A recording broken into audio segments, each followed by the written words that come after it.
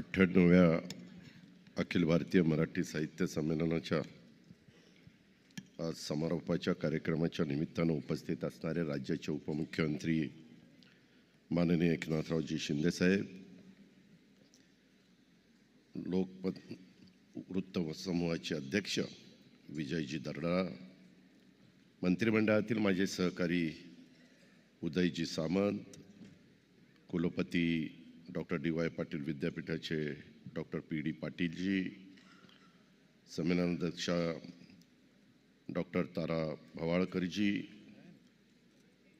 उषा तांबेजी, संजय नहारजी, डॉक्टर रवींद्र शोभणेजी, प्रकाश पागेजी, डॉक्टर शैलेश पगारियाजी, लेशपाल जवळकेजी, तसंच सर्व उपस्थित असणारे लेखक, पत्रकार, साहित्यिक, कवी, प्रकाशक, वितरक, साहित्य महामंडळाचे उपस्थित असणारे सर्व सन्माननीय पदाधिकारी तसंच सदस्य, ह्या साहित्य संमेलनाच्या निमित्तानं दिल्लीमध्ये जमलेले सगळे प्रतिष्ठित नागरिक, बंधू भगिनींनो आणि माझ्या तरुण मित्रांनो, सर्वप्रथम मी आयोजक आणि निमंत्रकांचे मनापासून आभार मानतो की अशा एका आगळ्या वेगळ्या साहित्य संमेलनाच्या समारोप प्रसंगी उपस्थित राहण्याची संधी त्यांनी मला दिली. मला आठवतंय की निमंत्रण देण्यासाठी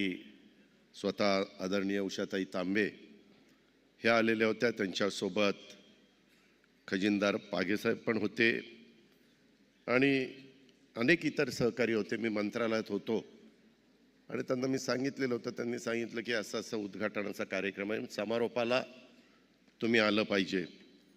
आणि त्यांनी अत्यंत आपलेपणाने त्यांनी संपूर्ण 3 दिवसाचं निमंत्रण कोणतीही मागणी माझ्या पुढं न ठेवता दिलं. मी क्षणाचाही विलंब न लावता तो ताबडतोब कार्यक्रम स्वीकारला देखील. खरं तर साहित्य निर्मिती आणि त्याद्वारे साहित्याची सेवा करणारे आपण सर्व प्रथित यश साहित्यिक आणि आपल्या साहित्याला दाद देणारे रसिक वाचक यांच्या या मेळ्यात काही तास उपस्थित राहता आलं हे मी माझं स्वतःचं भाग्य समजतो. आज उपमुख्यमंत्री आमचे सहकारी एकनाथराव शिंदे साहेब आणि मी दोघंही एकाच व्यासपीठावर आहोत. खरं तर आत्ता तिसऱ्यांदा म्हणजे आमचं महायुतीचं सरकार आल्यापासून, सत्तेत आल्यापासून हल्ली 24 तास इन कॅमेरा मी, शिंदेसाहेब आणि देवेंद्रजी आम्ही तिघंजण आहोत. आमच्या ऑफिस बाहेर देखील कॅमेरे असतात, आमच्या बंगल्याच्या बाहेर देखील कॅमेरे त्या ठिकाणी असतात. मंत्रालयात आम्ही 9 वाजता गेलो तरी आज 9 वाजता मंत्रालयात आला. आता 9 वाजता मंत्रालयात आलं ही काय बातमी झाली का? परंतु आम्ही मला ते सांगतात की 9 वाजता मंत्रालयात आला. अजून आत्ताच बोलता बोलता काहींनी सांगितलं की खांडेकर साहेब समोर बसलेत. ते वॉशरूमला जाताना देखील एक जण आला, मला सेल्फी काढायची. अरे जाऊन, आता तो शब्द वापरत नाही, नाहीतर पुन्हा तेवढीच हेडलाईन होईल, अजित पवार असं बोलला. म्हणजे कुठं काही सोडतच नाही, काय करायचं कसं करायचं काही कळत नाही. आणि टी व्हीवर बातमी हे दाखल झाले ते दाखल झाले. आम्ही एका व्यासपीठावर असलो तरी आमच्यावर क्लोज कॅमेरे असे असतात आणि आमच्या देहबोलीचा अभ्यास त्या ठिकाणी सुरू होतो त्यांचा. आणि ते बघत असतात आमच्या चेहऱ्यावर हास्य आहे का. मी आल्यापासून मुद्दाम ताराक्कांशी मला काही बोलायचं होतं ते बोलत होतो.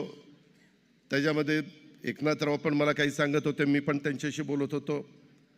परंतु हे सगळं करत असताना आम्हाला, मी तर माझ्या मनाला सांगतो, ए बाबा, कार्यक्रम संपेपर्यंत आपला चेहरा प्रसन्न दिसला पाहिजे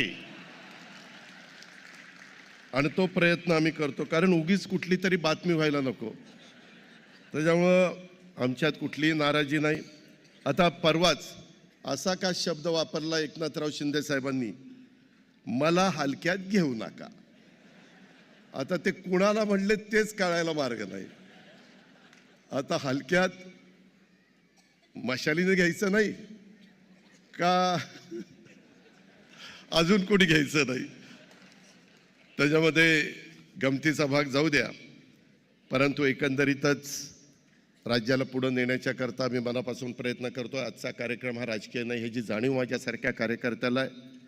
मात्र एक गोष्ट मी जरूर सांगतो की साहित्य संमेलनाच्या उद्घाटन सोहळ्याला उपस्थित न राहिल्याचं दुःख मला नक्कीच झालेलं आहे. त्याचं कारण असं आहे की महिला संमेलनाध्यक्ष आदरणीय डॉक्टर तारा भवाळकरांचं, त्या आमच्या थोरली बहीण आहेत, या नात्याने मी त्यांना ताराक्का म्हणतो.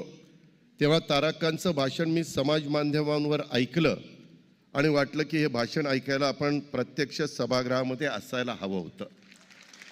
त्यांचं सात्विक सोज्वळ व्यक्तिमत्व आणि सोपे सोपे अर्थपूर्ण शब्द आणि शब्दातून ऐकू येणारा मंजूळ गोड नाद खूप प्रभावित करणारा होता. आत्ता पण मी बोलत असताना मी त्यांना विचारत होतो, तुम्ही कुठं जास्त काळ राहतात? तर त्यांनी मला सांगलीमध्ये सांगितलं, दादांच्या सांगलीमध्ये. आणि काही जुन्या थोड्याशा गोष्टीला उजाळा देण्याचा प्रयत्न त्यांनी केला. त्यांचं भाषण ज्यावेळेस आपण सगळेजण ऐकत होतो, तुम्ही तर काही जण साक्षीदार आहात, त्यांचं भाषण संपू नये असंच सगळ्यांना वाटत होतं. असं वाटलं की त्यांचं भाषण ऐकून साक्षात देवी सरस्वती आपलं मयूरासन सोडून त्यांच्या स्वागताला पुढे आली असेल आणि म्हणाली असेल की तुझ्या भाषणाने मी प्रसन्न झाली आहे. आजपासून तुला आणि तुझ्या गोड मराठीला माझ्या दरबारात कायमच पहिलं स्थान राहील आणि ते पहिलं स्थान मी देते. त्यांचं भाषण ऐकून काही ओळी या निमित्तानं मला आठवलेल्या आहेत. अफाटची शब्दधन, गोडनाद सुखकारी, अग्रमान आहे जिला, शारदेच्या दरबारी माझी माय मराठी. सूर सच्चा असला पाहिजे की शब्द भाषेची अडचण येत नाही, आशय भावना सहजच समोरच्या हृदयामध्ये पोचतात. माननीय पंतप्रधान यामुळेच प्रभावित झाले आणि म्हणाले फार छान. आणि हे ऐकून मराठी भाषा उदार आहे असं म्हणणाऱ्या आमच्या ताराक्का लगेच तिथं म्हणाल्या. त्यांची समयसूचकता कशी, मने भी गुजराती आवडेचे, भाषा मन जोडून गेली. हे सहजा लगेच कुणाला सुचत नाही, परंतु पंतप्रधानांनी एखादा शब्द वापरला आणि लगेच त्याला रिॲक्शन जी दिली जाते आणि ती बरोबर त्या गोष्टीला साधेल अशी असते. आणि ह्याच्यामुळे ह्या मन जोडण्याच्या स्वभावामुळं असेल त्यांच्या अध्यक्षतेखाली होणाऱ्या या संमेलनामध्ये वाद नाराजी नाट्य झालं नाही. मी आत्ताहीच त्यांना विचारत होतो की अक्का ताराक्का काही झालं का? ते मला म्हणले मला तर कुठलं काही कानावर आलेलं नाही आहे. अत्यंत चांगल्या वातावरणात हे संमेलन पार पडत आहे. संजयजींना पण मी विचारत होतो मगाशी, याचा मला मनापासूनचा आनंद आहे. मराठी माणूस, मला एक गोष्ट नेहमी जाणवते, हा मराठी माणूस महाराष्ट्राबाहेर पडला की समजूतदारपणे वागतो. हेही त्याचं कारण आहे. तो दिल्लीत आलाय त्याच्यावर समजूतदार झाला. एकदा का महाराष्ट्राची बॉर्डर ओलांडली की मग सुरूच आपलं. या अशा संमेलनावर अनेक राजकीय हस्तक्षेप, राजकारत्यांची छाया अशी टीका बऱ्याचदा होत असते. पण राज्यकर्ते आणि कला साहित्याचा विकास याला खूप मोठी तसं बघितलं तर परंपरा आहे. भारतात बऱ्याच काळ कला आणि राजाश्रयांनी वाढल्या, शिखरावर गेल्या.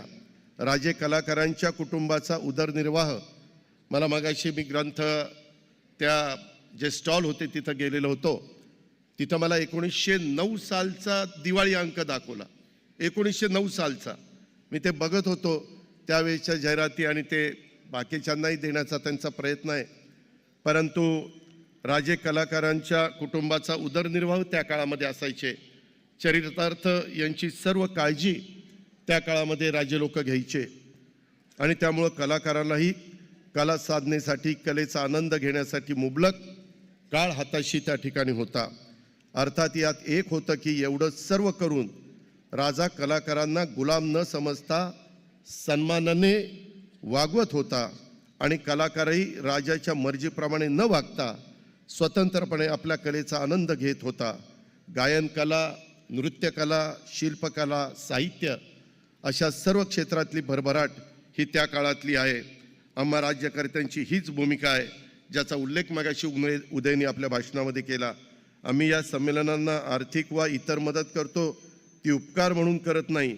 साहित्यिकांनीही सन्मानाने, स्वाभिमानाने हवं तसं लिखाण, साहित्य निर्मिती करावी अशीच आमची इच्छा असते. अपेक्षा एवढीच असते की आपल्या पूर्वजांनी संत सत्पुरुषांना ज्या श्रद्धा, समजुती, परंपरा, अस्मिता यांच्या इमारती रचल्या आहेत त्या सरसकट पाडायची भाषा करू नका. त्यात हवं तर दुरुस्त्या करा, सुधारणा करा. आपण सर्वज्ञ आहात, लिखाण वाचनाने समृद्ध आहात. आपल्या लेखनिक समाजाला जागृत करण्याची आणि योग्य दिशा देण्याची जादू आहे. तिचा सकारात्मक बदलासाठी वापर करा अशी विनंती देखील मी आजच्या समारोपाच्या भाषणाच्या निमित्तानं करतो. 70 वर्षानंतर देशाच्या या राजधानीमध्ये हे संमेलन होत आहे.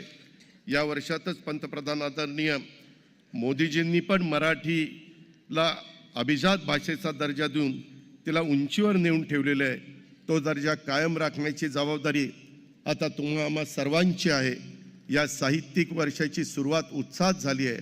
अध्यक्ष आदरणीय तारक्कांनी त्यांच्या छान स्मृती जागवलेल्या उभ्या महाराष्ट्राने पाहिलेल्या आहे, देशाने पाहिलेल्या आहे. गुरुस्थानी असलेले तर्कतीर्थ लक्ष्मणशास्त्री जोशी तेव्हाचे अध्यक्ष, तर आत्ताचे शिष्यस्थानी असलेल्या त्या अध्यक्षा, तेव्हाचे स्वागत अध्यक्ष काकासाहेब गाडगीळ आणि आत्ताचे स्वागत अध्यक्ष आदरणीय पवारसाहेब यांच्याही आठवणी त्यांनी त्याच्यामध्ये सांगितल्या. आदरणीय तारक्का, मला खात्री आहे की या वर्षभरात आपणाकडून साहित्य क्षेत्रात जे काही योगदान दिलं जाईल, भरारी घेतली जाईल, ती निश्चितच अमूल्य असेल. आणि या आपल्या कार्यकर्तृत्वाच्या स्मृती पुढे अनेक वर्ष साहित्य विश्वात जागवल्या जातील. त्यांनी विठ्ठल रुक्मिणीचा देखील उल्लेख केला. विठ्ठलाची पंढरी एकाच ठिकाणी पंढरपुरात आहे. तिथे त्यांचे भक्त दरवर्षी गोळा होतात. आपण साहित्यिक मात्र दरवर्षी जिथं गोळा होता तिथं साहित्य पंढरी निर्माण करता. भोळा भक्तिभाव, समाधान, नवीन ऊर्जा हे या दोन्ही पंढरीच्या वाऱ्यांचे विशेष गुणधर्म साहित्याच्या प्रेमापोटी दिग्गज आवडत्या साहित्यिकांना भेटण्यासाठी, भेटीतून चर्चा, चर्चेतून नवी दिशा शोधण्यासाठी भोळ्या भावांनी आपण दूरवर आलात. आता येण्याने झालेलं समाधान आणि उरलेले 11 महिने साहित्य निर्मितीची ऊर्जा घेऊन आपण जाणार आहात. आपणा सर्व साहित्य पंढरीच्या वारकऱ्यांना मी वंदन करतो आणि परतीच्या वारीसाठी तुम्हाला सगळ्यांना शुभेच्छा देखील देतो. मराठी भाषा ही मराठी साहित्य, मराठी संस्कृतीवर प्रेम करणारी, महाराष्ट्राच्या इतिहासाबद्दल अभिमान, स्वाभिमान बाळगणारी, महाराष्ट्र गौरवशाली काम करणारी आणि देशाच्या जगाच्या कानाकोपऱ्यातून आलेली तुम्ही सगळी महाराष्ट्राभिमानी मंडळी गेले 3 दिवस आस्थेने, निष्ठेने मराठी भाषेच्या प्रेमापोटी या ठिकाणी उपस्थित आहात. महाराष्ट्राचा गौरव वाढवण्यासाठी